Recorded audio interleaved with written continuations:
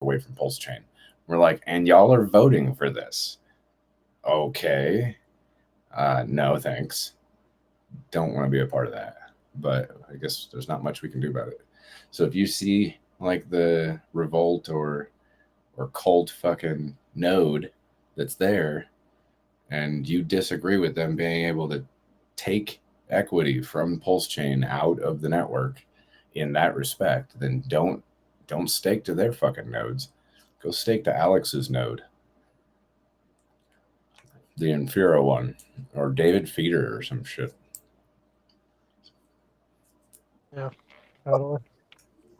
Executioner, thanks, man. I got my Hedron in that wallet. I appreciate that. Can you tell me how often the hexpulse.info site might update? No. Okay. I have no idea. I don't know if it was a daily thing or whatever. That's what I would assume, a daily thing, but that doesn't mean that's true, so I can't really tell you.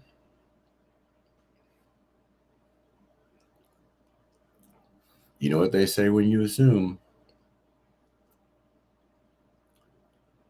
You make an ass out of you, not me. Just you. Just you and me. No, just you.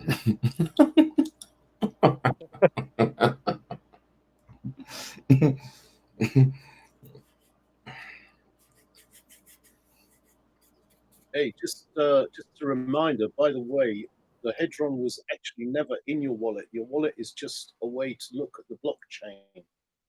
So it's like a peephole to the blockchain. Correct. Oh, I love it. I love it. I actually was laughing in the background when you said that. Very relevant.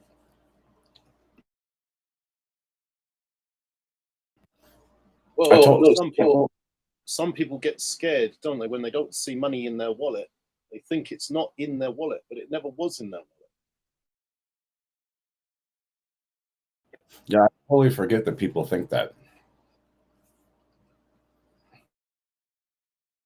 Speaking of the wallets, is there any? I think I heard that they're working on adjusting the WhatsApp NFT address link or whatever to be able to display the dollar value of the NFTs directly in the wallet. You heard anything about that? Mine right now just shows I have a dozen instances or whatever, but it doesn't actually show any value. Was that a Hex marketplace saying that they were going to do that, or?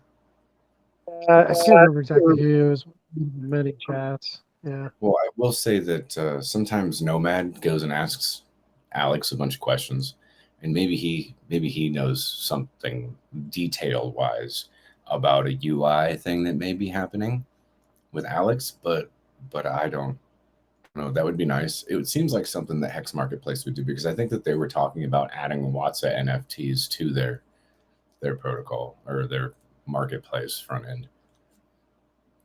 And right now they already have data for HSIs that are on there, so that would be neat. Yeah, I agree. Bullish on WhatsApp or what? That again? Are you bullish on the NFTs on WhatsApp? Mm-hmm. I'm assuming yes. Yeah, because I realize their value, individual value with the mechanics that go into it, with all the bonuses getting copied to that particular pool. It's quite nice, right? Eventually I'm just gonna stop talking about it and stop reminding people about it, because the game will be on, right? Essentially, as far as I'm concerned, right at that point. We still have a week, I think, 6 or 7 days. I mean, you won't catch me being like unrealistic and being like, "Oh yeah, it's garbage," because I've got so many of them, I guess, right? I'll be realistic about it and be like, yeah, there's a whole lot of incentive into going into there, because it's like your yield will probably start out low, and then obviously over a period of time it's going to increase significantly, right? So years down the road, you'd be like, oh shit, this is the best pool out of all of them. Sorry, Steven, go ahead. I mean, the yield, yeah, no, sorry, it's no worries. The yield right now is not even bad in relation just to staking Hedron. It's not bad. Like it's I think it's gonna be pretty good. Yeah, I mean, I'm looking at some of them like making up the entirety of the principal that I put into it, like in a very short period of time. Like, so I'll be price positive. I mean, day one, right? Starting day one. I mean, we pretty much, well, not even starting day one, starting within any of these days, I guess. With the yield that you have maximizes your capabilities of being able to get back to your principal that you started with in the first place. So that's neat. I like that. I'm pretty bullish It's on awesome. when all that shit starts getting burned in the next 80 some odd days, and those cycles start to fall out into a different pattern. Obviously, as soon as people actually start turning them back into the buyback function is when you'll start getting those bonuses replicated again, and the minting of the Watsa into those pools again in a heightened way. I guess it all depends on how many people are turning them all in and what fraction of time that they're doing it that makes it relevant to the rest of us when they're actually going to come back out into the liquidation another 90 days from that particular moment. When they turn it into the buyback is when the timeline starts. So they could wait 10 days, 2 weeks, 3 weeks, 4 weeks, fucking the whole next 90-day cycle where you're like, oh shit, this next 90-day cycle doesn't seem like it's going to be pumped very much. But then a bunch of people just intend on having a wave of people as the arbitrage happens, and other people just make an HSI. Like I was telling you, you can just make one T-share HSI because the price said that there was an arbitrage. So you just turned one in, got the Icosa, sold some Icosa, staked it, did whatever you did with it, and then kept that. Within the next 90 days, that's going to happen quite a few times, I would imagine, right? Where it's just going to cause people to go do that. Now there's more HSIs in there.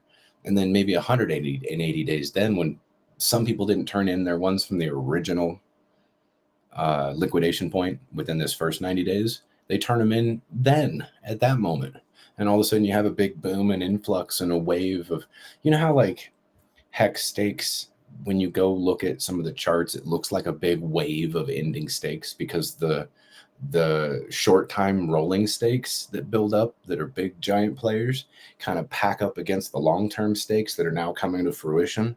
So it looks like a huge massive tidal wave of stakes that are coming to an end that just continues to keep piling up. That's kind of how I view in a smaller way how those HSIs could end up piling up in there after a certain period of time where they're coming into those liquidations. As Silver the Antidote had stated, that there may be a speculative process there where these bigger entities can just do this on their own and make it an advantageous thing as the big players, and then we get to maybe possibly be rewarded as long as Abra isn't going and making a ton of bots to go try to manipulate the whole damn thing. We're waiting on you to pump the price. We know you're going to pump it. We're just waiting for when.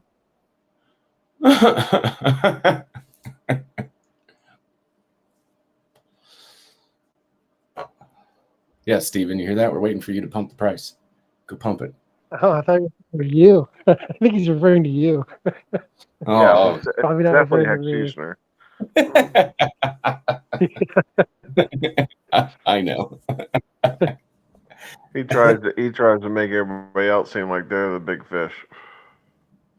Oh, well, I at least have that. Okay. I think that my general perspective, at least I try to give a general perspective of what the little fish can do so they can realize that there is an advantage to be partying inside the same waters.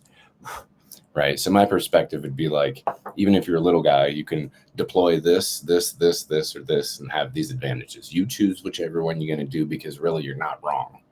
Right.